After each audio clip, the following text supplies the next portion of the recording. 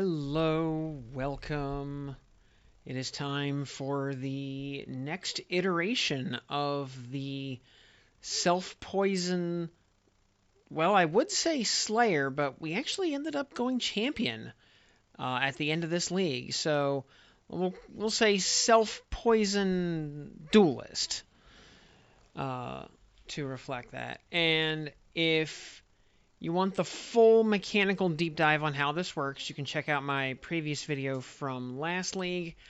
The core mechanics have not changed, but we have gotten some new tech to take it to the next level. So, the basic TLDR, though, is we use the golden rule to self-inflict poisons from our main skill, which in this case is Viper Strike, but could be any skill that can inflict poison. Those poisons get turned into healing via Tainted Pact, which says taking chaos damage over time heals you instead while leeching life. So as long as we're leeching, which as a finger quotes slayer, we always are. So that self-inflicted poison basically is the equivalent of having about 500,000 or so life regen per second, which means we recover our entire life bar 10 or 20 or 30 times over every single server tick, which means we have nigh infinite recovery, and nothing can kill us unless it can be an honest-to-God one-shot, because the game has to drain our entire life bar in the span of one server tick in order to actually kill us.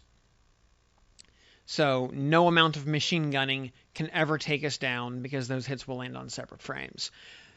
Conversely, however, if we stop leeching in the middle of all that, then we explode instantaneously as every atom in our body simultaneously explodes at the speed of light, complete protonic reversal.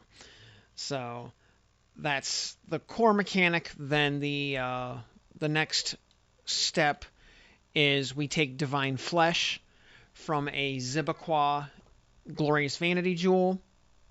So half of incoming elemental damage, including damage over time, is taken as chaos damage, which means we have blanket immunity to elemental damage over time effects, because half is doing damage, half is healing, they add up to 0. So we can do things like stand in 500 simultaneous Shaper Beams, and it doesn't matter. Likewise, we're able to have Annihilation's Approach turned on all the time. We take no damage from it. We just get Adrenaline basically for free. Again, if we stop leeching, then the boots will kill us. But just don't stop leeching, right? Easy peasy. So, yeah, that was the basic mechanics. That has not changed. Also, we use the fourth vow. Since we're already converting incoming elemental damage to chaos, we might as well use fourth vow to apply our armor to that damage, which makes us very, very tanky indeed. As you can see, in our current iteration, we're bouncing between 137,000 and 149,000 armor. So we have a max physical hit taken of like 40,000 or something. We're also running around with like 38 fortification. So it's we're very tanky.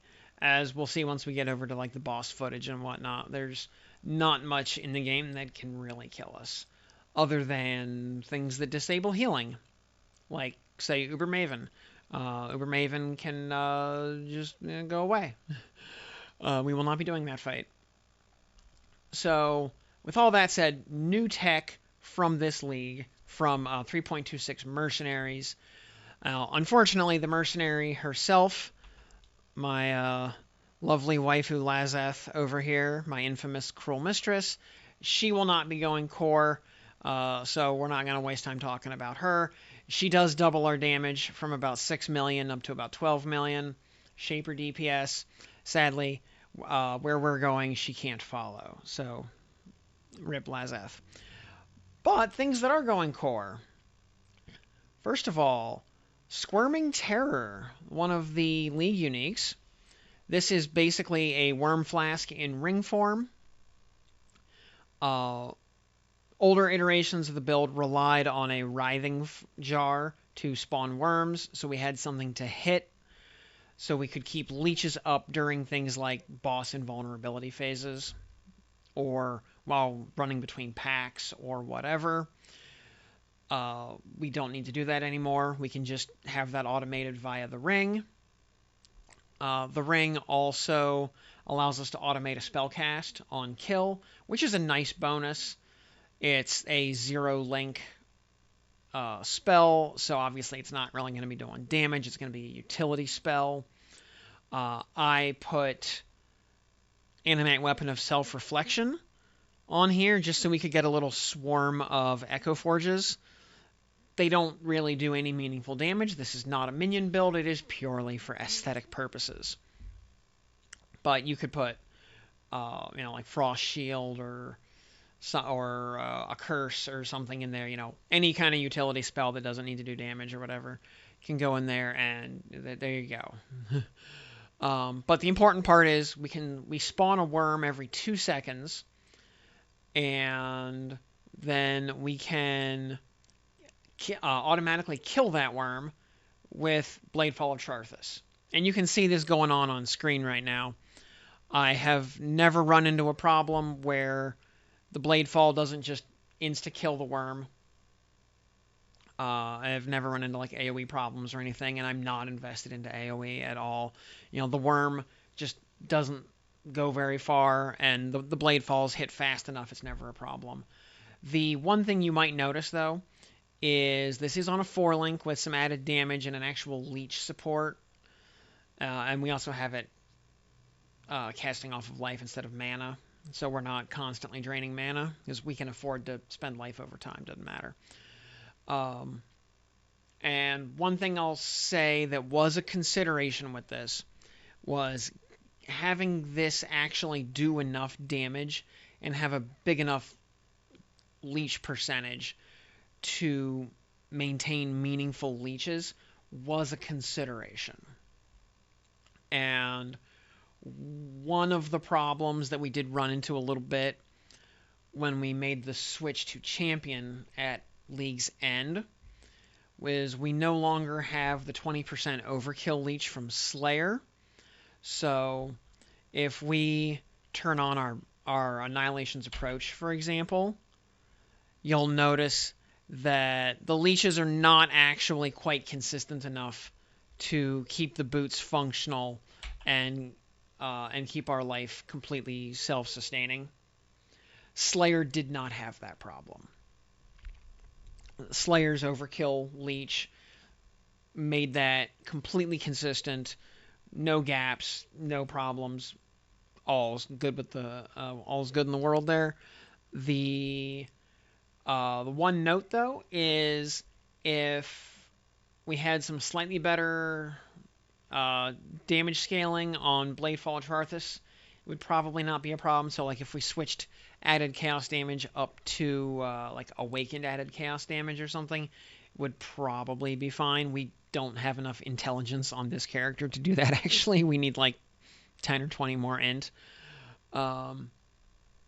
Also, according to the patch notes for 3.27 as they stand, Bladefall of Charthus is just going to get a straight 50% damage bump at all gem levels. That right there is probably going to solve the problem. So, not something I'm super worried about. And again, this is only a problem for the champion iteration, not the Slayer iteration with the overkill leech. Other big consideration here. Because we no longer need to run a worm flask, we are now free to swap out the old Tides of Time that we used to use for Mageblood. Obviously, this is League end money, not League start money at this point. I would still League start for sure as a Slayer with a Tides of Time, because Tides of Time runs like 3 div compared to whatever Mageblood costs at the moment. I got this one late in League when they were down to like 80 or 90 div. Obviously that is way low for a Mageblood. So we were able to just go Mageblood, have 4 utility flasks running all the time. The big difference there, because we'll take a look at the skill tree for the Slayer version. Slayer also just has the normal crab mode on the Ascendancy, and you'll see there's a bunch of flask nodes taken over here in order to maintain flask charges. We also have a lot of tattoos of the Tau Hoa Herbalist on our dex nodes. We have plenty of dex to spare, so that's fine. But that is a thing on the Slayer version, and I will have both POBs linked in the description, both Slayer and Champion. Otherwise, though, gear differences on the Slayer, the only real difference is we're using crafted rare gloves with just life and resists.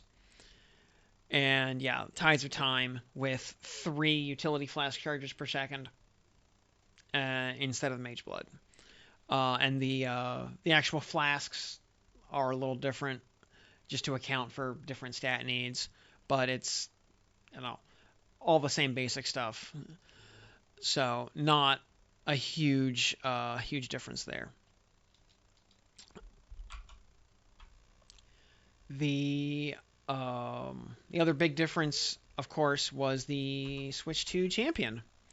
So we see in the tree here, big difference, we no longer have flask nodes because we don't need them with Mageblood. And that frees us up to get some extra armor and life nodes over here on the left side of the tree. And a little bit more damage throughout. Just a little bit more optimization. And a little... the Ascendancy, Worthy Foe, which we took as the Forbidden Jewel node on Slayer, by the way, for taunting and enemies can't evade. Inspirational for aura effect, and Fortitude and Unstoppable Hero, because that's the reason to play a champion. And as I mentioned, we are running around with 38 Fortification thanks to a Celestial Brace. Celestial Brace is almost as expensive as Mageblood in 3.26, so again, this is League end money right here, not League start money. I want to say the Celestial Brace was like 60 or 70 divs, so, that's, 150, 170 divs right there, and the rest of the budget was actually much, much less than that. If the whole rest of the kit might have cost 10 or 15 div. Even my near perfect Echo Forge was like 5 div. And my really good starter Echo Forge was 2 div. And even that was still really good. Honestly, I think Echo Forge is a really, really undervalued weapon for just how good it is. Show me another 1300 DPS weapon you can get for 2 or 3 div. Go ahead, I'll wait. We also picked up a Devato's Devotion. Interestingly, I had picked this up kind of in League start mode, basically just for some quality of life from the movement speed, and then just ran with it. It actually ended up working out really well. I later on picked one up with the 90% cost reservation implicit. The burning damage doesn't matter. We can't do burning damage. And because we're using an Echo Forge, we don't really have any physical damage to speak of. So that being reduced doesn't really mean anything. So, not a mandatory part of the build by any means. I just found it very useful this time around. The other big tech upgrade compared to last league is Grasping Nightshade as a tincture, which I had tried this out on Freesia League, and I really liked it. So one of the cool things that we have on this build, because again, we have infinite recovery, or nearly infinite recovery, is we have the ability to use Blood-Soaked Blade, which says Tinctures inflict weeping wounds instead of mana burn. This just means they burn your life instead of your mana, and all mana burn related effects now scale off of that life burn. We can burn an infinite amount of life. We can basically turn this on, and as long as we're in combat, we can maintain an arbitrarily large number of stacks. Like I napkin mathed it at like 3,000 or 4,000 stacks that we can potentially sustain as long as we're hitting things. Even like in no practical situation have I ever seen combat last long enough to get above like 300 or 400, and even that was doing like tier 16 ultimatums or tier 17 ultimatums even. Um, you know, just everything is dead before you make it to like 500 stacks. Uh, so again, we can just run that forever, which makes a tincture free. We can just turn it on and leave it on. And Grasping Nightshade gives us a nice potent blind, which is nice. We do have some evasion on this character, not a lot, but by the time we debuff enemy accuracy, that little bit of accuracy ends up, or that little bit of evasion actually ends up going a decent way and giving us a decent evasion chance. Not that it really matters anyway, but one more defensive layer. What we're really here for is the line melee weapon hits inflict 3 withered debuffs for 2 seconds. So we get 3 withered stacks on every single hit, which means any boss or rare, anything that lives for more than a nanosecond is going to have 15 withered stacks on it all the time forever. Also 30% chance to inflict a Grasping Vine on melee weapon hit. That's cool. Debuff enemy movement speed for what it's worth. Also, if you wanted to use Inextricable Fate to have all damage all damage will poison, you could do that. I tried that on Freesia League. I found it to be kind of clunky. Didn't like how it felt. It would have been a good tech to put those boots on a mercenary maybe as an added bonus, but mercs are going away, so not a consideration. And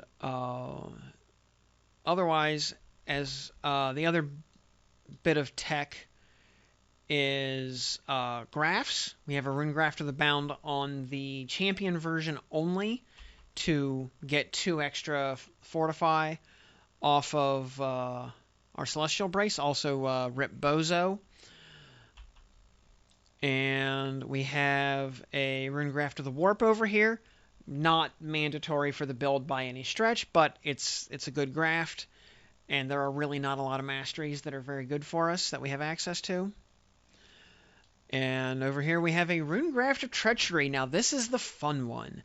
15% reservation efficiency, and auras from your skills, which affect allies, also affect enemies.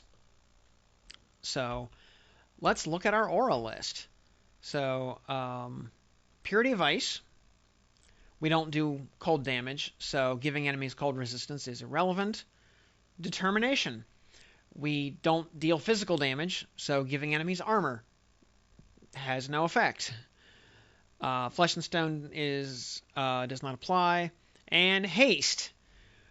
Remember, no amount of getting machine gunned can ever kill us, because we heal completely many times over every server tick. So we can give enemies all the attack speed in the universe, and it doesn't matter. The only time this actually where this kind of caused a problem, was on the Slayer version of the build, which had a much lower physical hit threshold, or physical hit taken threshold, than the champion version. On tier 17 boss, Nightmare of Lycia, her big slam jam would kill the character 100% of the time, and with level 21 haste on her, that slam jam would actually come out so fast, and that's the big one that basically covers the whole screen. It would come out so fast that it was physically impossible to dodge it. Uh, like even hitting uh, double dash, couldn't dash out of it before it blew up in your face and killed you. So I would actually have to turn off haste for that boss fight. On champion now, we have enough physical hit taken that we just totally face tank that attack and disrespect the boss entirely. But that does give us a nice boost to total aura capacity that we can cram onto this character, and also we're able to use some gain X on kill mods because of our Bladefall of Charthus and our Worm Ring. So things like you gain Onslaught for 4 seconds on kill while affected by haste. Well, if we go up here, you'll notice we basically have Onslaught all the time because we will always kill something every 2 seconds. So that mod is completely free. So having permanent Onslaught is awesome. One thing to note, though, with using worms, since this might come up somewhere down the road, if you have other stuff, if you have allies, like other human players or minions, or maybe you're watching this in the future and mercenaries have come back to the game, or you're a heist enjoyer and you take the Atlas passive to have Huck stick around in maps when you find a smuggler's chest. Any of those allied units could kill your worms before your Bladefall of Charthus or whatever hits it, and your leech could dip out because of that. So be mindful of that as a consideration. And also, worms are destroyed on hit regardless of the damage they take, even if they take 0 damage. So if you put like a southbound on your mercenary, they will still kill your worms on hit. That's just a property of the worm itself. So do be aware of that. If you don't have minions, don't have party members, don't have mercs, don't have any of that, then it's not a problem. Other potential consideration, especially if you switch over to like a Mageblood setup, if you're running around and you have enough movement speed, you could potentially outrun your own worm spawns. And I'm trying to outrun them here, and it's not really working. I'm trying.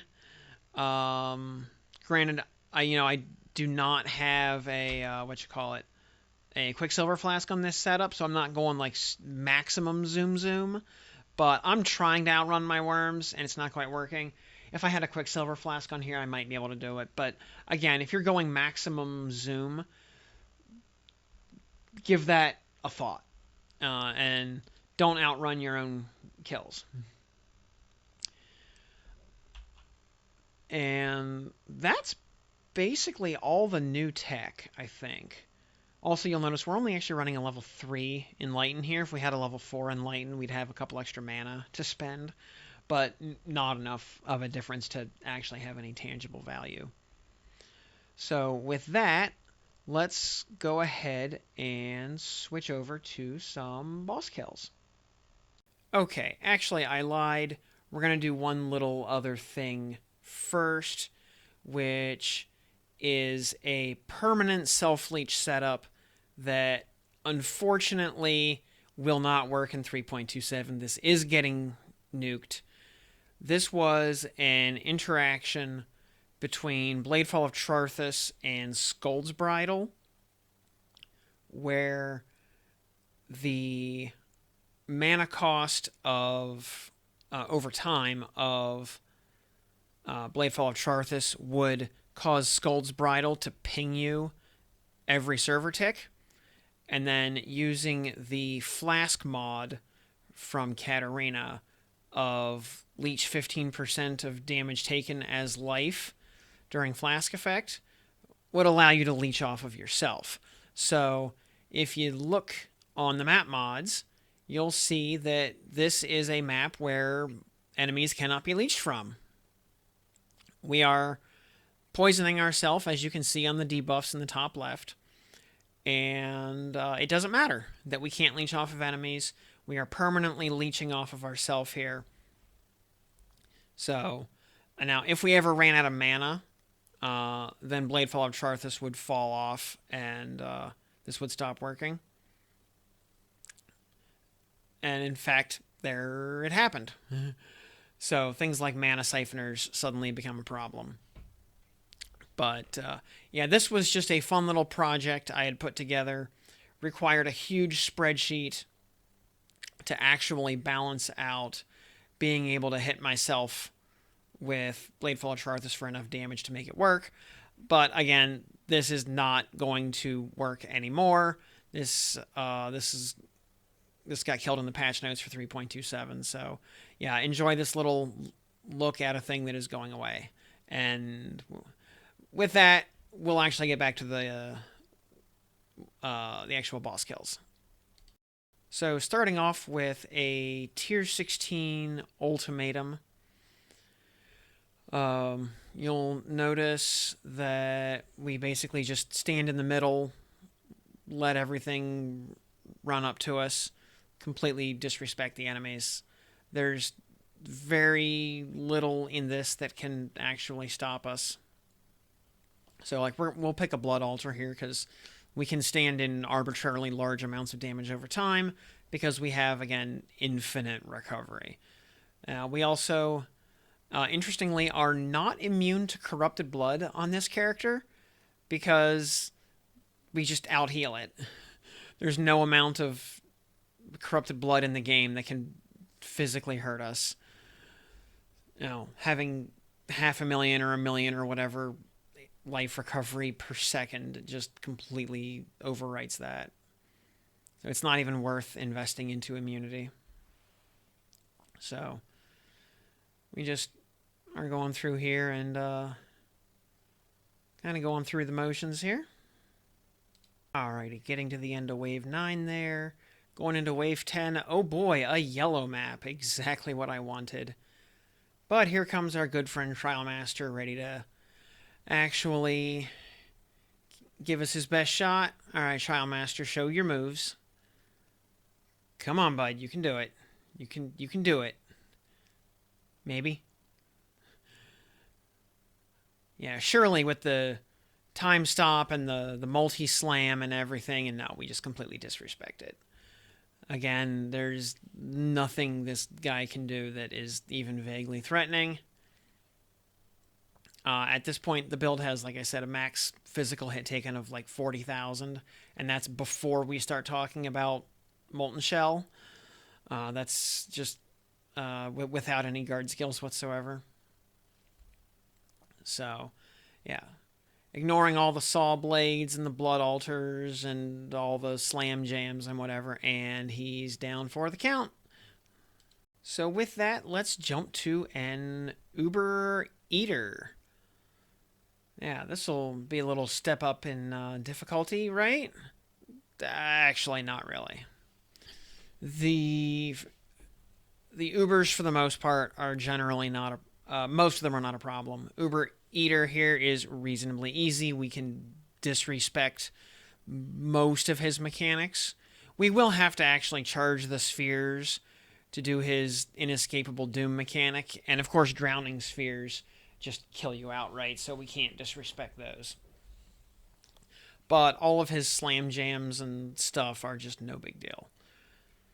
The one thing that's kind of worth noting here with Eater is on Champion, where we no longer have the 20% overkill leech damage, boss invincibility phases can potentially become sketchy with regards to maintaining leeches, simply because in Ubers there's that global less damage taken mod that does apply to your worms. So you're hitting your worms for less damage, and therefore you're leeching less off of them, and that may potentially mean that your leeches do not last as long as you need them to. Again, sticking to Slayer with the overkill, that's not a problem, or outside of Ubers, that's not a problem.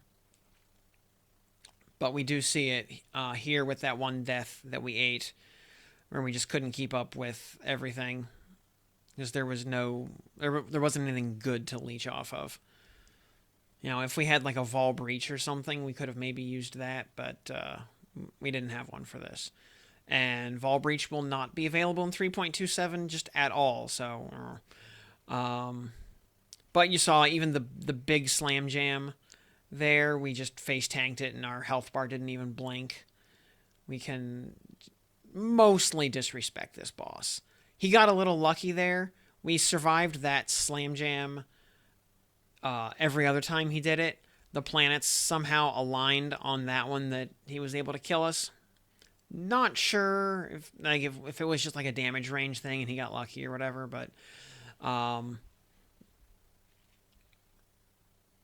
yeah, he did manage to get one honest to God KO on us there. And like I said, we do have to actually charge the spheres and do the mechanics here, which, because we have to actually do the mechanic, I'll say that Eater is a little harder than Exarch. Exarch is completely trivial for this build. Because we just face tank all the meteors. We leech off of the Minotaur ad while face tanking meteors and face tanking the Minotaur and face tanking Exarch if he comes back before the Minotaur dies, and it just doesn't matter because all of that damage is completely trivial. There's no big minion to leech off of here during the invincibility phases. With Exarch, it is worth mentioning, though, that we do need to pay close attention to his brands on the floor, because those do disable healing, and our face will melt quicker than it would at a Motorhead concert if we stand on them for more than a couple of nanoseconds. That same effect is also why Uber Cirrus is really, really unfun to do. Not impossible, but really, really unfun, because he leaves his desolation pools all over the place that disable healing and just kind of hard counter the build over time as you run out of places where you can safely stand. All that being said, though, Uber Exarch, totally trivial. I farmed him all league long. He never dropped me anything of value, though. So, clearly he's just a bastard. And in a similar vein as well, Uber Maven just has so many heal-disabling mechanics. I consider that fight an absolute no-go. Part of that also is I'm just really bad at Maven. Maybe if you could actually execute it properly, it would be doable. But I just hate that fight, and I would rather just sell my fragments and go do anything else. So instead, yeah, we'll do Uber. And this version is also Maven Witness, just for extra funsies. And there we go. All right, we're off to the races here. Just standing in the middle of it. We hold right mouse to win, as we do on every fight. And let's see, yeah, we already went through Shaper Part 1. There's Elder Part 1. And here comes the stupid time-wasting ad phase. You'll notice we just stand in the Donut Blast while also face-tanking Shaper Balls, and it didn't matter. Likewise, Shaper Beams and Shaper Pools don't do any damage to us, so we just completely ignore them. All the Shaper Balls in the world don't do anything. Remember that half of elemental damage is being converted to chaos, and our armor, of which we have like 149,000, applies to that chaos damage. So those elemental hits are just barely tickling us. We also have 80 chaos res, uh, 82 cold res, 75 fire and lightning, and we have 17% of fire and cold, or excuse me, of fire and lightning taken as cold. So that's a thing. But yeah, we're just completely disrespecting this fight. Just holding right mouse to win on everything. You know, those elder icicle bolts or whatever they are. Yeah, those just bounce right off of us. All the degen pools everywhere are irrelevant. We just out heal them. Donut blast is completely irrelevant. We're just gonna stand in the donut blast and disrespect it. Shaper beam does absolutely nothing. And also, other piece of tech here that I want to mention is the Bound by Destiny jewel that has a mod or a potential mod on it that says if you have 4 hunter influenced items equipped, then 10% of elemental damage is taken as chaos damage. So that would turn our 50% Ellie to chaos shift as would crank that up to 60%. I'm not using it on this setup, but if it is possible, I would like to do it next league. That being said, this build uses a number of boss drops that cannot have hunter influence, so the design space to squeeze those in is pretty tight, and trying to do things like chance a Tainted Pact would be really hard because Tainted Pact is a tier 3 unique, and its base type has multiple tier 4 and tier 5 uniques. So the odds of it popping out of a chance orb are very small. Likewise, doing the same thing with a Squirming Terror is going to run into the same problem. There are a lot of other unique unset rings out there that would steal our luck, so probably not going to happen.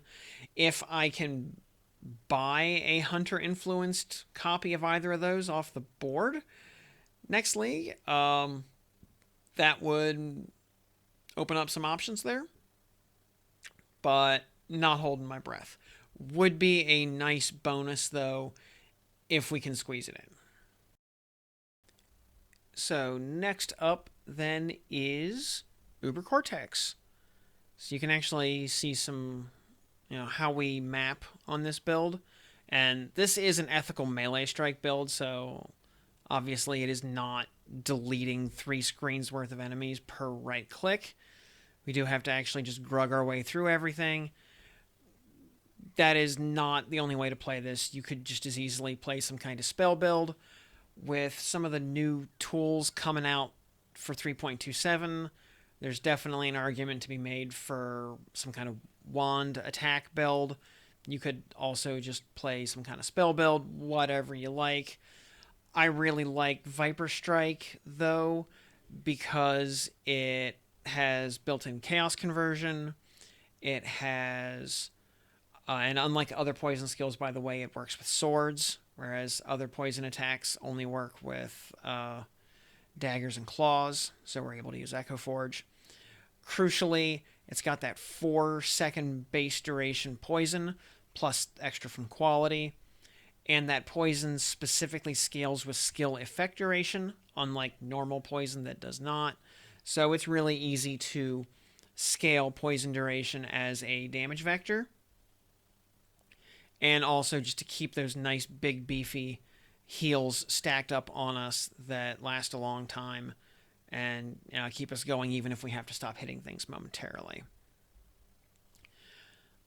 People frequently ask me in the comments about Viper Strike of the Mamba. Mamba is a great skill, does some fabulous damage. If you can stack Cluster Jewel Notables on it, it does some just dirty amounts of damage. But the problem is Mamba cannot reapply poison on a target that's already poisoned. So the goal becomes to create these little like hyper damaging nanosecond long poisons and just machine gun them. That does lead to gaps in the healing. The goal of this build is to have totally continuous frame perfect life recovery. Mamba does not permit that, so great skill, but not appropriate for what this build's trying to do. Yeah, any skill that's physically capable of inflicting poison, though, as I mentioned, you could use if you want.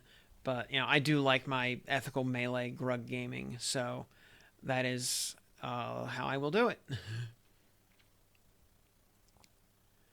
And other thing wanted to mention as well, the kind of the big thing to look forward to, at least that I'm looking forward to for 3.27, are going to be bloodline ascendancies. That's going to be like the next big power creep goodie. And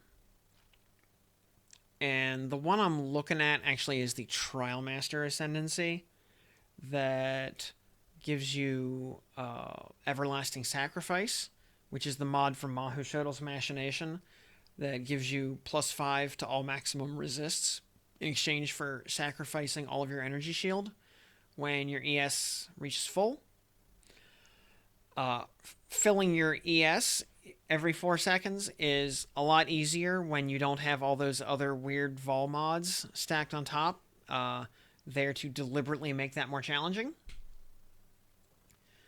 Especially when we are, however, having all damage bypass energy shields, so we just have to recharge / regen / leech our energy shield every 4 seconds, and we get +5 to all max resists basically for free. So that's cool.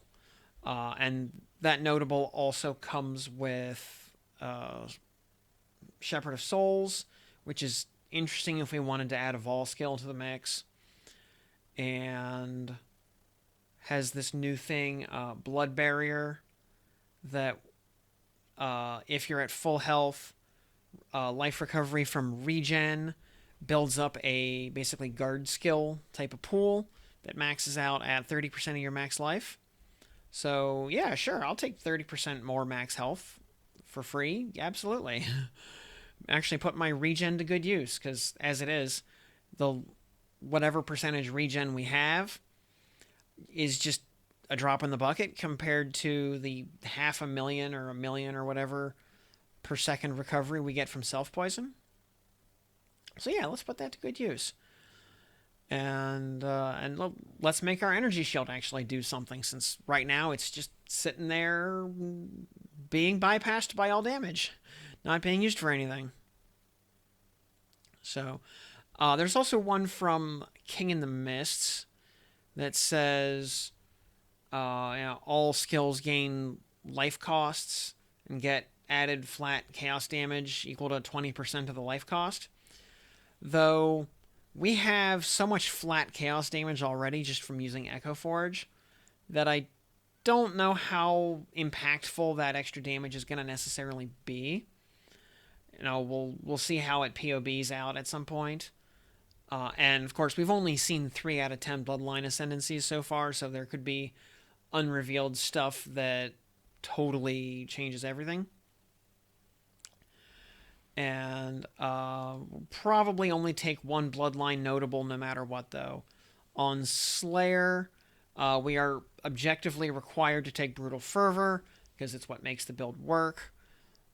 Endless Hunger with the overkill damage is massive quality of life, in addition to attack speed while leeching, stun immunity, and, well, the unaffected by bleeding doesn't matter because we don't worry about damage over time in the first place, but Endless Hunger is a really valuable node.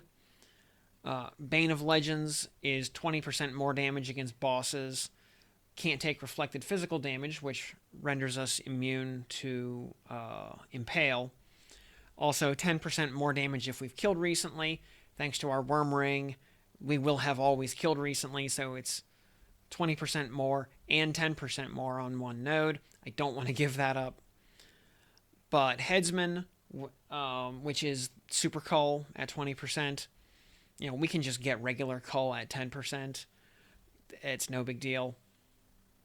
So, I mean, we could add cull to Bladefall of Charthus for all it's worth. So, not a big deal to give that up. The harder choice actually would be if we make the swap to champion again. I'm not sure what we would give up, because Fortitude and Unstoppable Hero are both way too good. That's the whole reason we're there. Worthy Foe is way too good with enemies taunted by you cannot evade, and enemies taunted by you take 15% more damage, or 15% increased damage, I should say. Inspirational, 30% aura effect. We'd probably give up Inspirational. But it's a much tougher call, honestly. Champion is just so stacked right now after its buffs in 3.26. It'd be hard to give that up, honestly. Whereas I can give up Headsman and not even blink, given the power that we've already seen in Bloodline Ascendancies. But we'll think harder about that once we've seen what all 10 Ascendancies look like. And I'm really, really hoping that we end up not wanting the Lycia bloodline, because you could not pay me enough to go do Sanctuary. I hated that league. I hate that mechanic. I don't want to touch it. Not gonna do it. Please just let me kill T17 Lycia and get credit that way. I'll farm T17 Lycia all day. I don't care. Just don't make me do the regular version. Anyway, though, as you can see, we're totally disrespecting this boss. Even the big slam jams that you're clearly supposed to be avoiding, we're just face tanking and not caring. It doesn't matter. There's nothing this fight can do that can even vaguely threaten us. And I think we got a little lucky on the zone mods this time around, but it wouldn't have mattered. There is very little, if anything, that the zone can roll that could have provided any kind of danger to us. And okay, so that's basically the build as it is right now. Again, Slayer, definitely the league start route, if only because you need that Brutal Fervor Leech node to even function. So unless you're planning on being able to pick those Forbidden Jewels up right off the bat at league start somehow, by starting champion or something, that's just not going to fly. Though, I think there's some other options that would be interesting. Maybe instead of using Forbidden Jewels to pick up a champion node, if you wanted to go sword and board, maybe pick up the lucky block node from Gladiator and run the very lucky shield. I don't know, that might be interesting. I like my two-hander personally. Again, it's a 1300 DPS weapon you can get for 2 or 3 divs. Can't beat that value. Slayer hits Ubers successfully at about the 5 to 10 div budget mark, and min-maxes from there. Slayer could also just evolve into Mageblood later on if it wants to. Nothing stopping it, though. I found Champion was the higher defensive ceiling at the expense of a little bit of damage. Champion has like double the max hit taken at the expense of like 8 to 12% DPS. It's good trade. But the League Start version works just fine. There's a reason why I've been League Starting it now for, I don't know, half a dozen or more leagues in a row. And likewise, there were not any mechanics on the new Incarnation fights even worth talking about. The story mode versions of those fights are just pitifully easy. It's like doing non-Uber Exarch or Eater. They just fall over and die. There was nothing those bosses did that could really counter the build, so I do not expect to have any problems with the Uber versions unless they bring some real nonsense to the table that was not in the regular versions, which has not been the case with other Ubers, so I don't think that's going to be a problem. I think this character should just sail right through the Uber incarnations without batting an eyelash. Uber Maven will still be a no-go. Uber Cirrus will still be annoying, but doable. Exarch will be easy. Eater will be easy. Cortex will be trivial. Shaper will be trivial. Elder, trivial. Actually, Uber Elder is even easier than Uber Shaper, just because you have stuff to leech off of during the bullet hell phases, so you don't have to worry about that. And also, Feared, I think, will actually be easier with Incarnation of Dread, which is a complete pushover, and Cirrus, who, normal Cirrus is a complete pushover for this build. We do need to be mindful of the Desolation pools if he does indeed drop those in Feared.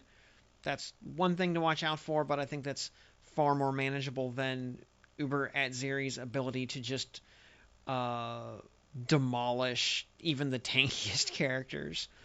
Uber at Zeri's one-shot ability is just so off the chart compared to basically every other boss that I think Feared will actually be easier next league. But anyway, I think that is all I've got for you. So one last look at the gear here. POBs for both Slayer and Slayer, call it league start or intermediate league intermediate stage versus champion is league end stage. With a 10 times budget difference between the two. And as always, post your questions. I'll try to answer them.